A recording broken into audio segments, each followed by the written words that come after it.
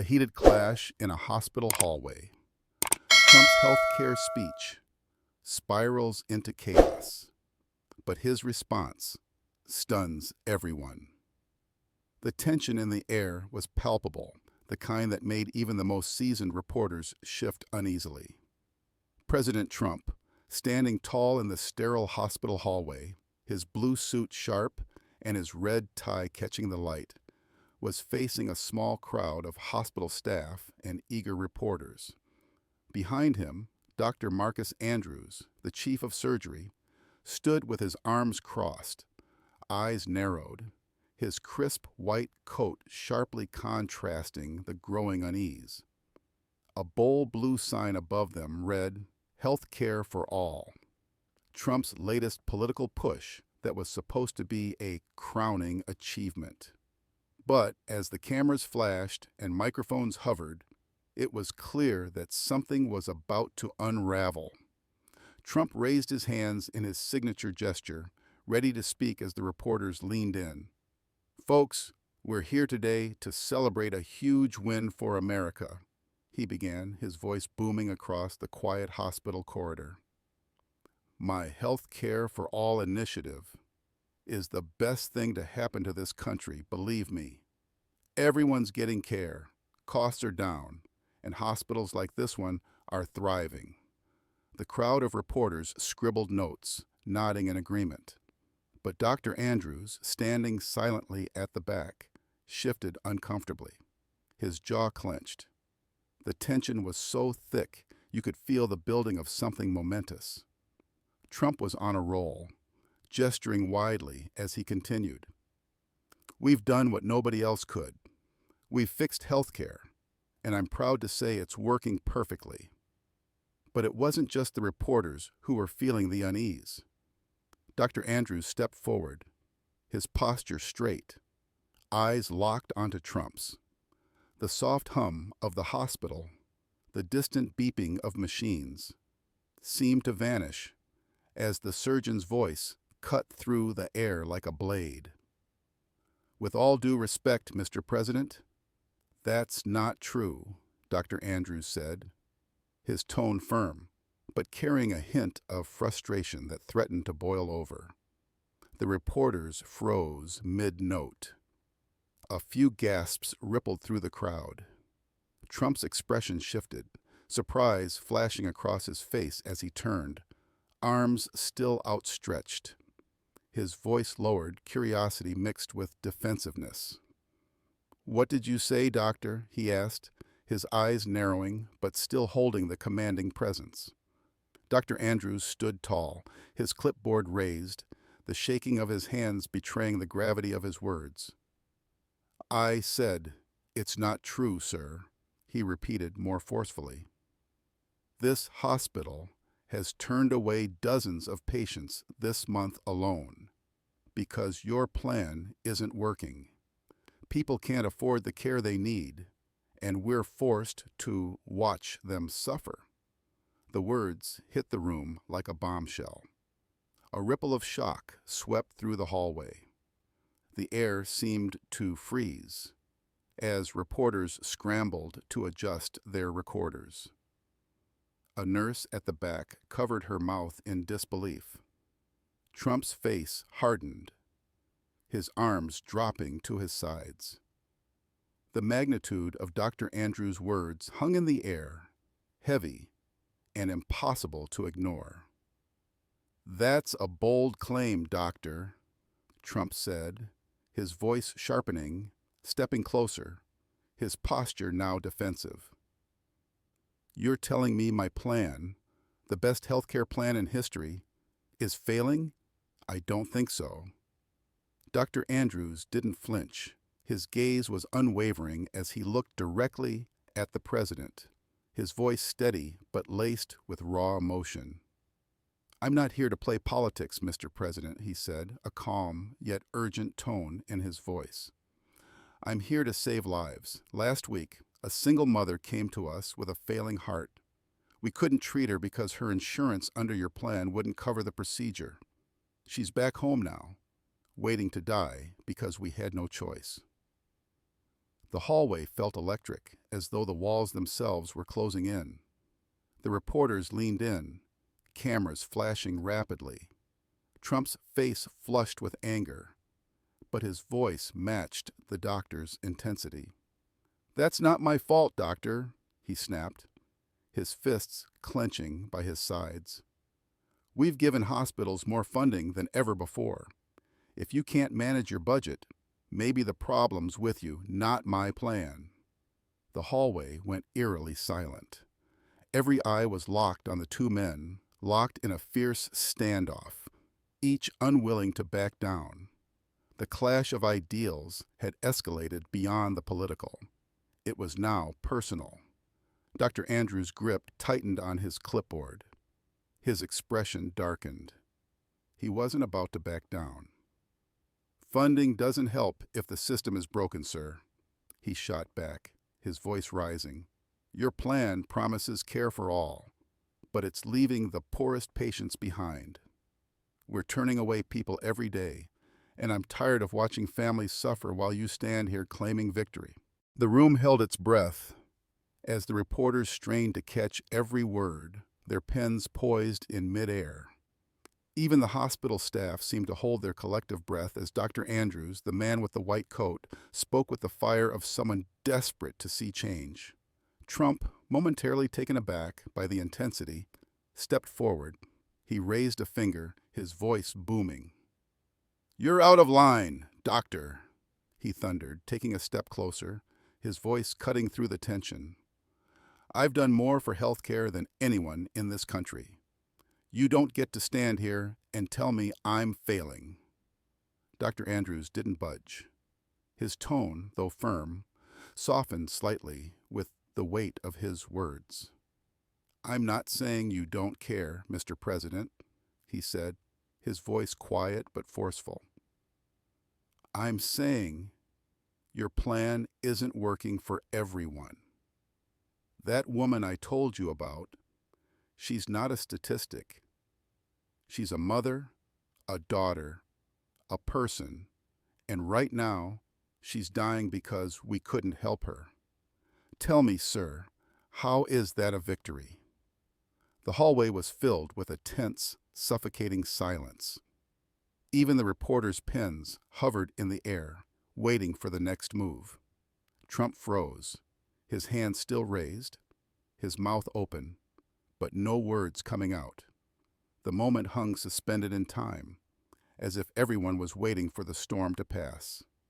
And then something unexpected happened. Trump lowered his hand. The fury in his eyes softened just a fraction.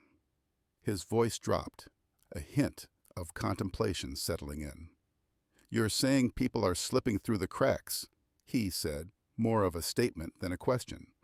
Dr. Andrews nodded, his shoulders relaxing slightly. "Yes, sir," he said quietly, his voice less combative. "That's exactly what I'm saying. We need a system that truly covers everyone, no exceptions." For the first time, there was a shift in the room. The tension eased, and Trump appeared to acknowledge the severity of the situation. He took a deep breath, running a hand through his hair, and turned to Dr. Andrews, his voice steady, but now laced with sincerity. "I hear you, doctor," Trump said, his tone more measured. "I didn't come here to argue. I came here to make things better. If there are cracks in the system, we'll fix them. That's a promise." Dr. Andrews blinked, visibly caught off guard by the president's response.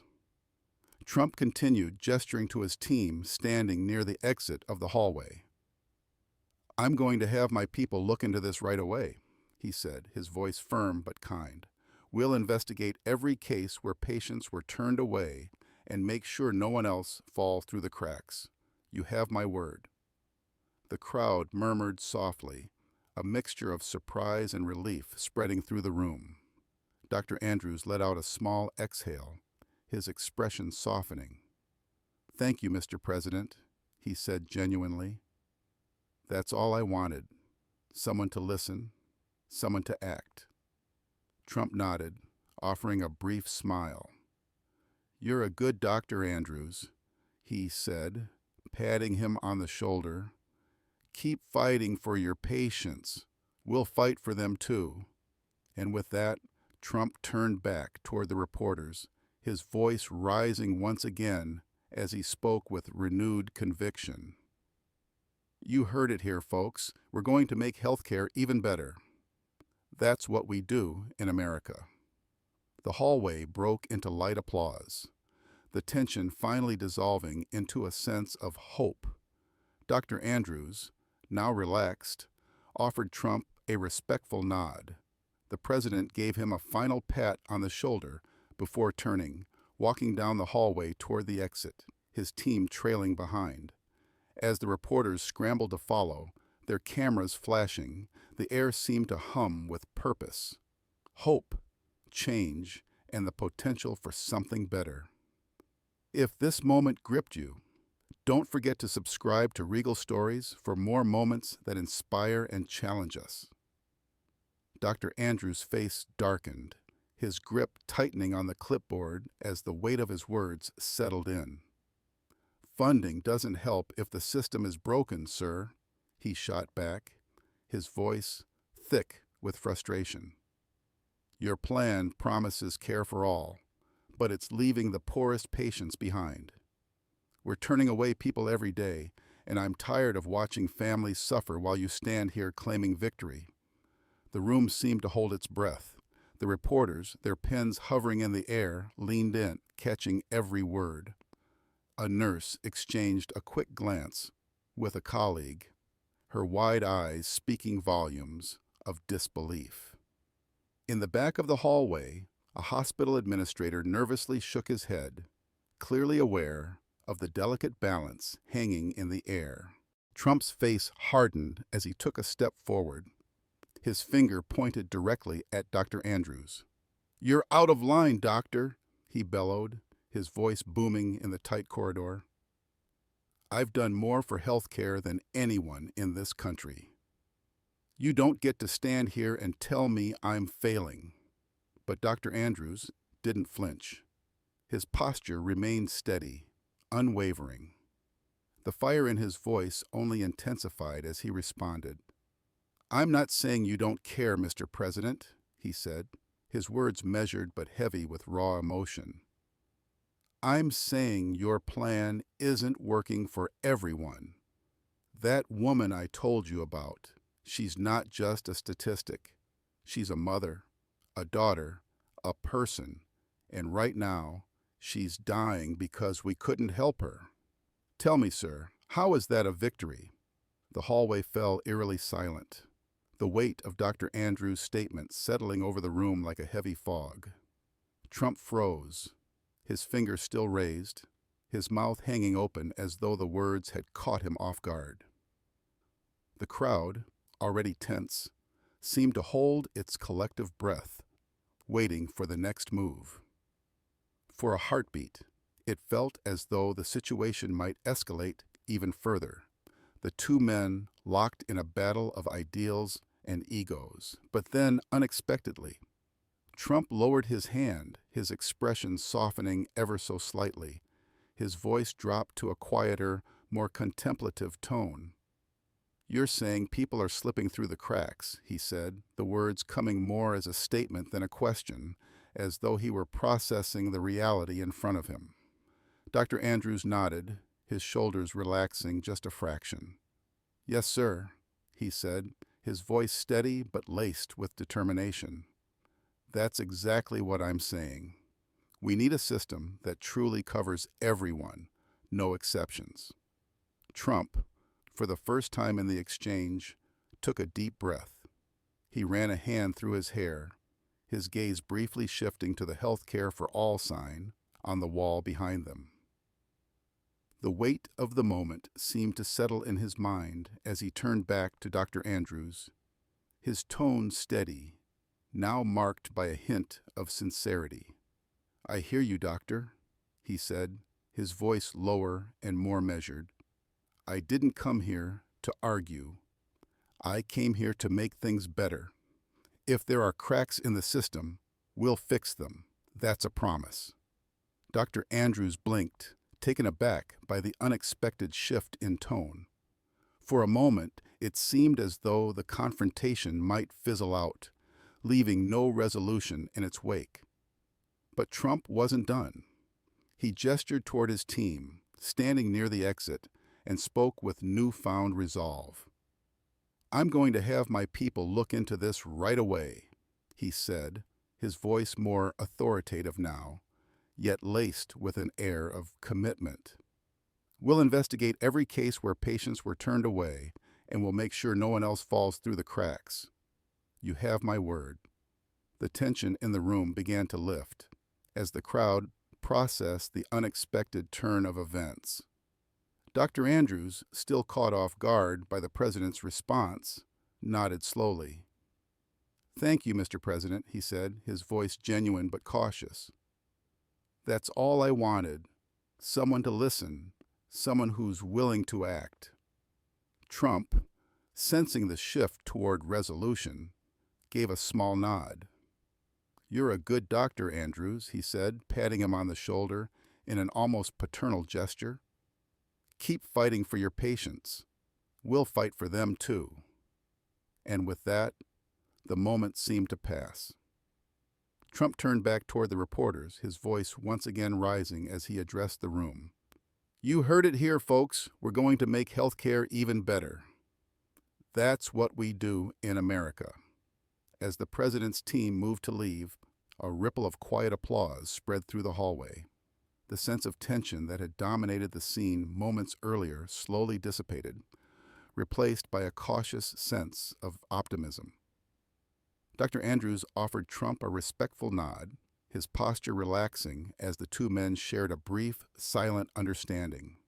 Trump, still determined, led his team out of the hallway, his stride confident, though now accompanied by the awareness that something crucial had shifted in the room. The reporters scrambled to follow, their cameras flashing once more, capturing the moment as if it were a pivotal point in an unfolding story. The hallway buzzed with newfound purpose, hope, change, and the faintest glimmer of a system on the verge of transformation. And as the doors closed behind him, the air seemed to hum with the potential for real change. One word, one promise, one gesture at a time. Don't forget to subscribe to Regal Stories for more moments that challenge the status quo. Drop your thoughts in the comments. What would you have done if you were in Dr. Andrews' position? The crowd murmured softly, the air heavy with a mix of surprise and relief. Dr. Andrews exhaled deeply, his posture relaxing as the tension seemed to ebb away. "Thank you, Mr. President," he said, his voice genuine, a hint of gratitude slipping through the cracks of the earlier confrontation. "That's all I wanted.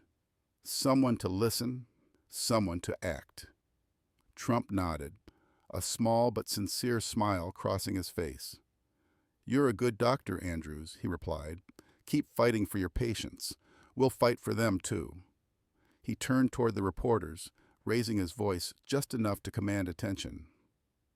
"You heard it here, folks," he said. "We're going to make healthcare even better. That's what we do in America." The hallway, once heavy with tension, broke into light applause. The sound was subtle at first, then growing, as if the weight of the moment had lifted and given way to a cautious sense of hope. Dr. Andrews stepped back, offering Trump a respectful nod. Trump gave him a quick pat on the shoulder, a gesture of camaraderie, a quiet acknowledgement of the battle they had fought together in that moment. Without another word, Trump turned, walking toward the exit with his team in tow. The reporters scrambled to follow, their cameras flashing relentlessly, capturing every step of the scene. The hospital staff watched him go, the energy in the hallway now imbued with a renewed sense of purpose and possibility. If this powerful moment resonated with you, don't forget to subscribe to Regal Stories for more moments that challenge and inspire us. Drop your thoughts in the comments. What would you have done if you were in Trump's shoes? Let's keep the conversation going. Thank you for watching. We'll see you in the next one. Have a wonderful day.